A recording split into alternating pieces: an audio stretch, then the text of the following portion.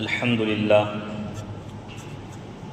للہ رب العالمین والصلاة والسلام علی سید الانبیاء والمرسلین وعلی آلہ واصحابہ وازواجہ وذریاتہ واہل بیتہ اجمعین اما بعد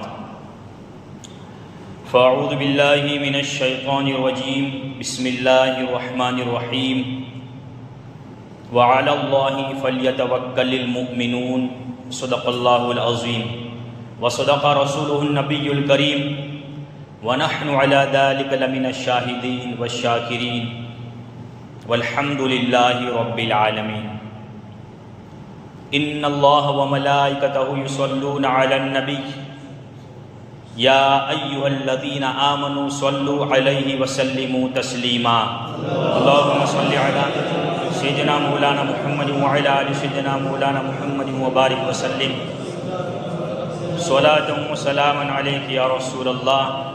پیارے نبی اور آل نبی پر ایک مرتبہ اور ہدیہ درود پیش کریں۔ اللہم صلی علی سیدنا مولانا محمد وعلی آل سیدنا مولانا محمد وبارک وسلم صلاۃ و سلام علیک یا رسول اللہ صلی اللہ علیہ وآلہ وسلم۔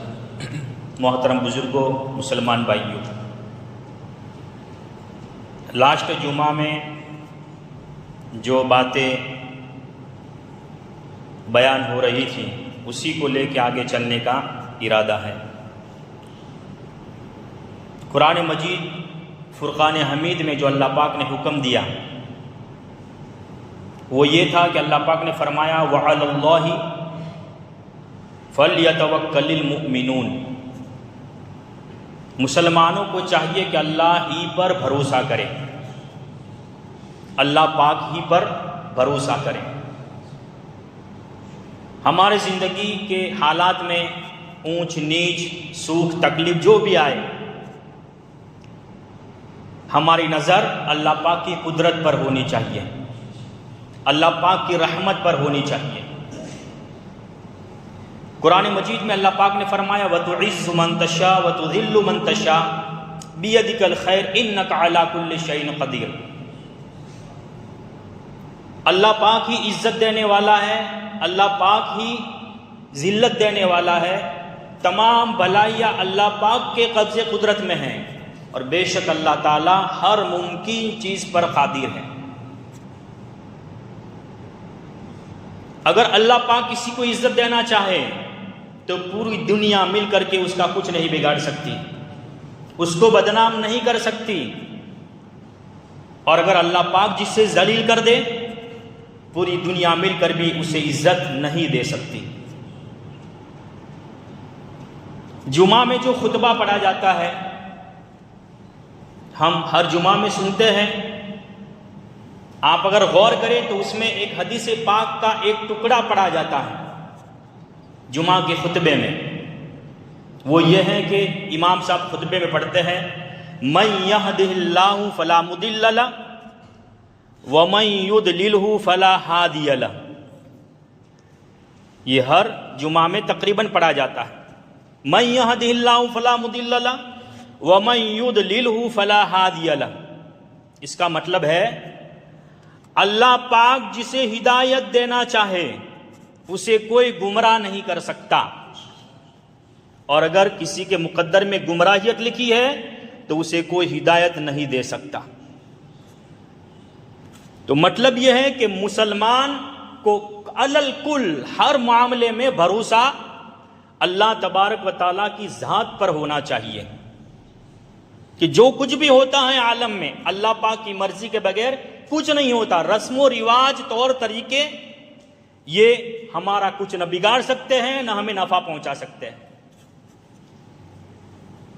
دوسرے خلیفہ راشد حضرت عمر ابن خطاب رضی اللہ تعالیٰ عنہ امیر المومنین تھے۔ جب آپ کی خلافت کا وقت آیا، آپ کی خلافت کا دور آیا تو مصر فتح ہوا۔ اللہ پاک نے مصر میں اسلامی حکومت قائم فرمائی، مصر فتح ہوا تو مصر کے گورنر حضرت عمر ابن عاص رضی اللہ تعالیٰ عنہ کو بنایا گیا حضرت عمر ابن عاص عظیم بزرگ صحابی رسول ہے، دور حضرت عمر ابن خطاب رضی اللہ تعالیٰ عنہ کا ہے، اور مصر کے گورنر عمر ابن عاص رضی اللہ تعالیٰ عنہ ہیں۔ جب آپ مصر پہنچے تو آپ نے وہاں پر ایک عجیب رسم دیکھی مصر کے اندر، وہ یہ تھی کہ مصر کا مشہور دریا جس کا نام دریائے نیل ہے،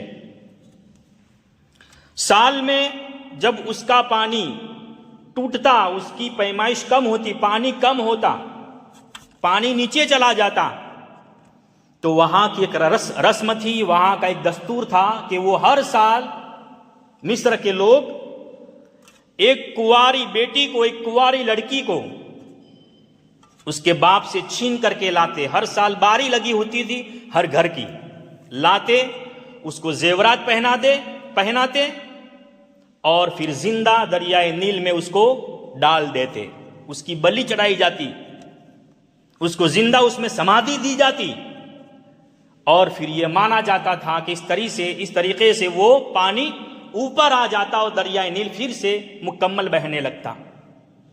حالانکہ یہ ہوتا تھا اللہ پاک کی مشیت سے، ہر سال پانی ٹوٹتا، جب اللہ چاہتا تو پانی پھر سے ابھر آتا، لیکن وہ اپنے رسم کے مطابق یہ سمجھتے تھے کہ ہم یہ جو بیٹی کو اندر ڈال دیتے ہیں، اس کی بلی چڑھاتے ہیں، اس وجہ سے یہ پانی پھر سے ابھر جاتا ہے۔ ہر سال یہ رسم، یہ دستور جاری تھا۔ حضرت عمر ابن عاص رضی اللہ تعالیٰ عنہ جب پہنچے مصر میں، آپ نے جب یہ سنا کہ اس سال بھی یہ کام کیا جانے والا ہے، آپ نے سختی سے لوگوں کو روک دیا، رک جاؤ، اب اسلام ہمارے پاس ہے، اب اللہ کا پیارا دین ہمارے درمیان ہے، اسلام ہمیں ہرگز ایسی باتوں کی اجازت نہیں دیتا، اسلام ہرگز ان باتوں کا پرمیشن نہیں دیتا۔ آپ نے لوگوں کو روک دیا، کہا کہ رک جاؤ، میں امیر المومنین عمر ابن خطاب رضی اللہ تعالیٰ عنہ کو خط لکھتا ہوں، انتظار کرو وہاں سے جواب کیا آتا ہے۔ گورنر مصر حضرت عمر ابن عاص رضی اللہ تعالیٰ عنہ نے امیر المومنین عمر ابن خطاب رضی اللہ تعالیٰ عنہ کو مدینہ منورہ خط بھیج دیا، پوری ڈیٹیل اس میں لکھی کہ مصر کے لوگوں کا یہ دستور ہے اور یہ لوگ یہ عمل کرنا چاہتے ہیں۔ عمر ابن خطاب رضی اللہ تعالیٰ عنہ نے واپس جوابی ایک خط لکھا اور ساتھ میں ایک چھوٹی سی چٹھی لکھی، ایک کاغذ کا ٹکڑا لکھا اور خط میں لکھ دیا عمر ابن عاص رضی اللہ تعالیٰ عنہ کے نام کہ اے عمر، اس ٹکڑے کو، اس کاغذ کے پرچے کو، اس ٹکڑے کو دریائے نیل میں ڈال دینا اور پھر اللہ پاک کی قدرت کا نظارہ دیکھنا۔ جب وہ خط مدینہ سے واپس آیا تو عمر ابن عاص رضی اللہ تعالیٰ عنہ نے اس چٹھی کو کھولا، دیکھا اور پھر آپ دریائے نیل میں اترے۔ بہت سارے لوگ جمع تھے، پورا مصر جمع تھا، آپ پانی میں اترے اور اس چٹھی کو پانی میں ڈال دیا۔ تاریخ بتاتی ہے کہ عمر ابن سعد اللہ تعالیٰ عنہ ابھی مکمل باہر بھی نہیں آئے تھے کہ پانی جوش مارنے لگا اور دریا پہلے سے بھی زیادہ پرتپاک طریقے سے بہنے لگا۔ تاریخ بتاتی ہے کہ اس سے پہلے کبھی بھی دریائے نیل اتنا نہیں بھرا تھا، اتنا پرزور اور اس جوش کے ساتھ اس کا پانی بہنے لگا۔ لوگوں نے کہا کہ عمر ابن سعد آخر بتاؤ تو صحیح، اس میں تھا کیا، اس چٹھی میں، اس رقعہ میں امیر المومنین نے کیا لکھا تھا؟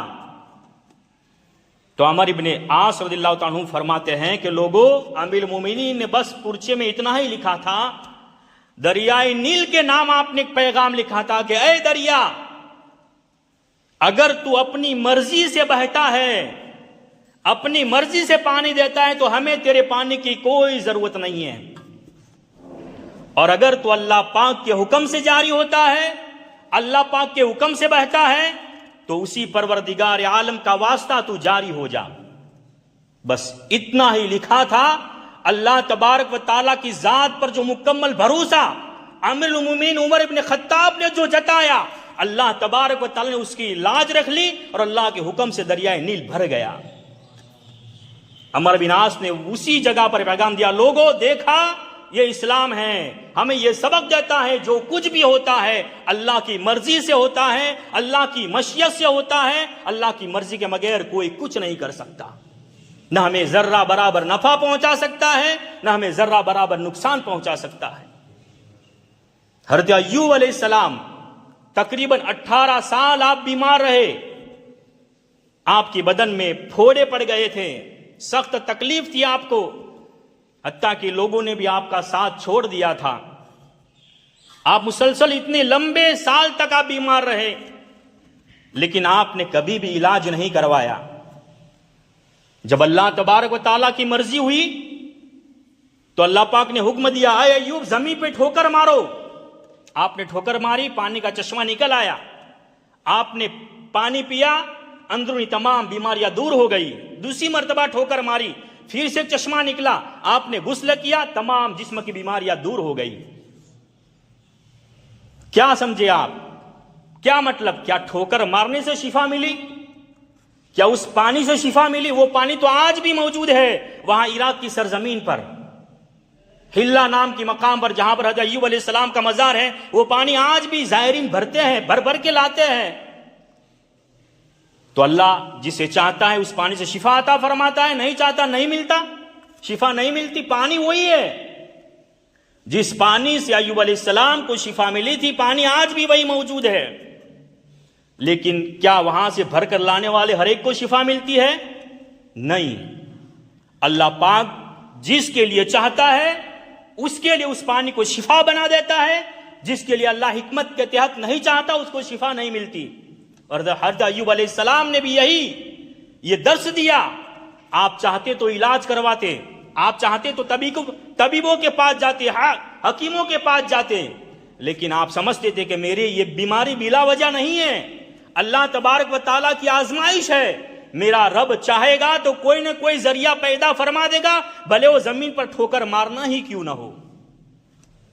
اسی طرح حضرت ابراہیم علیہ السلام جب نمرود کی آگ میں ڈالے گئے تو نمرود کی آگ وہ آگ تھی کہ 30 دن تک مسلسل اسے جلایا گیا، حتیٰ کہ اوپر سے اگر پرندہ بھی اڑتا تو جل کر کے اس کے جو بھاپ سے دل کر کے اندر گر جاتا۔ ایسی سخت ترین آگ، اور آگ کا کام ہے جلانا، آگ کسی کی رشتہ دار نہیں ہے، آگ اس کی کسی سے پہچان نہیں ہے، وہ اس کا کام ہی جلانا ہے، جو بھی ہو اس کا کام جلانا ہے، وہ جلا کے راکھ کر دے گی۔ لیکن نمرود کی اتنی جلائی ہوئی سخت ترین آگ حضرت ابراہیم علیہ السلام کی جو بھڑکائی گئی، جب آپ کو ڈالا گیا اندر تو ڈالنے سے پہلے جبرائیل امین علیہ السلام آئے، اللہ کے خلیل کے پاس آئے، ابراہیم علیہ السلام کے پاس آئے، آ کر کے عرض کیا، اللہ کے خلیل آپ کو آگ میں ڈالا جا رہا ہے، اگر کوئی عریضہ ہو تو مجھے بتائیے، میں اللہ کی بارگاہ میں عرض کر دوں، پیش کر دوں۔ حضرت ابراہیم علیہ السلام نے عرض کیا، جبرائیل مجھے کچھ کہنے کی ضرورت نہیں ہے، میرا رب خوب جانتا ہے، میرے حالات سے باخبر ہے، مجھے اس کی بارگاہ میں کوئی بات کہنے کی ضرورت نہیں ہے، اور میرا مکمل اللہ پاک کے ذات پر بھروسہ ہے، میرا رب مجھے جس حال میں رکھنا چاہے میں اس حال پر راضی ہوں۔ پھر کیا ہوا؟ آپ کو آگ میں ڈال دیا گیا، 7 دن تک آپ آگ میں رہے، اللہ پاک کا حکم نازل ہو گیا، یا نار کونی بردا وسلاما علی ابراہیم، اے آگ میرے ابراہیم پر سلامتی کے ساتھ ٹھنڈی ہو جا۔ ابراہیم کو تو کیا جلاتی، آپ کے جسم کے ایک بال کو کالا بھی نہ کر سکی آگ، وہ آگ جس کا کام ہی جلانا ہے، جس کا کام ہی بڑے بڑے پتھروں کو کالا کر دینا ہے، تہس نہس کر دینا ہے، اس نے حضرت ابراہیم السلام کے نرم و نازک بدن کے ایک بال کو بھی نہ جلایا۔ کیوں؟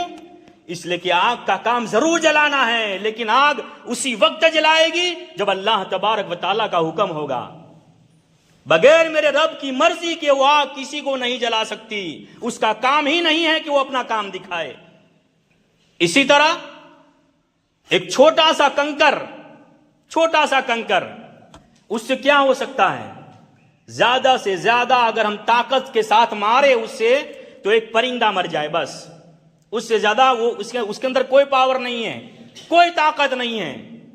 لیکن مسلمانوں کو یاد ہوگا، تاریخ اسلام بتاتی ہے کہ جب ابرہا ہاتھیوں کی فوج لے کر کے جب کعبہ کو مسمار کرنے کے لیے آیا، کعبہ کو ڈھانے کے لیے آیا، بڑے بڑے طاقتور ہاتھیوں کا لشکر لے کر کے آیا، تو اللہ تبارک و تعالیٰ نے ابابیلوں کی فوج بھیجی، اس کے پاس بھالے تلواریں اٹم بم نہیں تھے. ابابیل کی چونچ میں چھوٹی چھوٹی کنکریاں تھی. ایک چونچ میں تھی, 2 کنکریاں 2 پنجوں میں تھی, چھوٹی چھوٹی کنکریاں تھی. برسایا تو ایک چھوٹی کنکری, بظاہر اس کے پاس کوئی طاقت نہیں ہے, لیکن جب وہ کنکری گری تو ہاتھی والوں کو تو چیر دیا, پورے ہاتھی کو بھی چیر دیا اور زمین کے اندر پیوست ہو گئی. ایک چھوٹی کنکر, چھوٹا کنکر, بظاہر اس کے پاس کوئی قوت نہیں ہے, بس ایک پرندے کو مار سکے, لیکن جب اللہ تبارک و تعالیٰ کا حکم آیا تو اس نے ہاتھی کو بھی چیر دیا, ہاتھی والوں کو بھی چیر دیا. معلوم ہوا کوئی بھی چیز ہو, اللہ تبارک و تعالیٰ کے حکم کے بغیر کوئی کچھ نہیں کر سکتا. جو کچھ بھی ہوتا ہے اللہ پاک کی مرضی سے ہوتا ہے. اللہ پاک کی قدرت ہے, اللہ پاک کی طاقت ہے, اس کی طاقت ہے جو انبیاء کرام سے معجزے کی شکل میں ظاہر ہوئی اور اولیاء اللہ سے کرامت کی شکل میں ظاہر ہوتی ہے. یہ مسلمان کا تیقن ہونا چاہیے, مسلمان کا یقین ہونا چاہیے. اور پیارے نبی صلی اللہ علیہ وآلہ وسلم نے فرمایا, حضرت ابو درداء رضی اللہ تعالیٰ عنہ سے روایت ہے کہ پیارے نبی صلی اللہ علیہ وآلہ وسلم فرماتے ہیں کہ ہر چیز کی ایک حقیقت ہوتی ہے, ایک بنیاد ہوتی ہے, ایک جڑ ہوتی ہے. اور اسلام کی حقیقت یہ ہے کہ بندہ اس بات پر یقین جما لے کہ جو تکلیف اسے پہنچی اسے کوئی ہٹانے والا نہ تھا, اور جو تکلیف اس سے دور ہو گئی اسے کوئی پہنچانے والا نہ تھا. یعنی کوئی تکلیف اگر ہم تک نہیں پہنچی تو وہ اس لیے کہ اللہ تبارک و تعالیٰ نے اسے نہیں پہنچنے دی. کسی کی طاقت نہیں ہے کہ وہ تکلیف ہم تک پہنچائے. اور اگر کوئی تکلیف ہم تک پہنچی تو میرے رب کی مرضی تھی کہ وہ تکلیف ہمیں پہنچے, ہمیں اس سے بچانے والا کوئی نہیں تھا. تو مسلمان کا یہ عقیدہ ہونا چاہیے کہ کائنات میں جو کچھ بھی ہوتا ہے, اسباب بھلے کوئی بھی ہو, اللہ تبارک و تعالیٰ کی مرضی کے بغیر کچھ نہیں ہوتا. اللہ تبارک و تعالیٰ مجھے بھی آپ سب کو ان سب باتوں پر عمل کی توفیق عطا فرمائے.